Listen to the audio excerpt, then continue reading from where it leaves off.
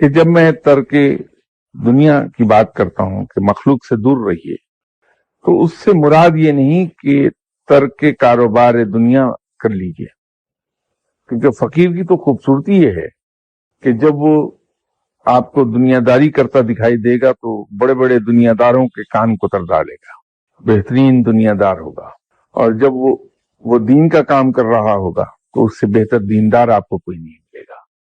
تو یہ ترک مخلوق سے میرا مقصد یہ تھا کہ دوستیاں اور تعلقات نہ پالیے تاکہ آپ کا وقت ضائع نہ ہو۔ جو وقت آپ نے اپنے جاننے والوں اور دوستوں کے ساتھ بیٹھ کے گپ شپ میں گزارنا ہے، وہ غور و فکر میں گزرنا چاہیے۔ فقر کے اندر کی نوٹس ہیں، کچھ اس کی کیز ہیں، غور و فکر اس کی بنیادی کی ہے۔ جو فقیر غور و فکر نہیں کرتا، یاد رکھیے کہ فقر کے اعلی مقام پر نہیں فائز ہو پاتا۔ تو مخلوق سے دور رہتا ہے فقیر اور روزے پر زور دیتا ہے۔ رب تعالیٰ کی طرف سے جو کچھ عطا ہوتا ہے اس کو نہ صرف صبر و شکر کے ساتھ قبول کرتا ہے بلکہ ہنسی خوشی قبول کرتا ہے۔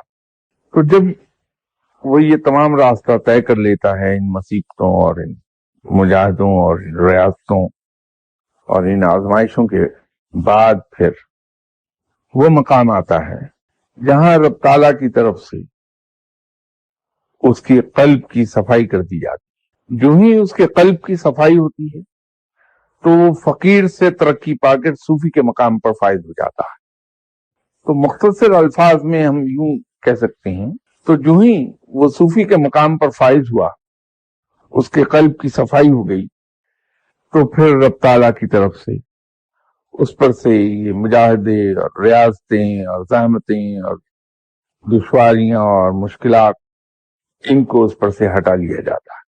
اور اس مقام کے بعد پھر اگر وہ عبادات میں صرف اس حد تک چلا جائے جہاں فرض اور سنتیں ادا ہو جائیں تو وہ سفر طے کرتا چلا جائے، اور اس مقام پر جا کر وہ خلق خدا کے ساتھ گھل مل جاتا ہے۔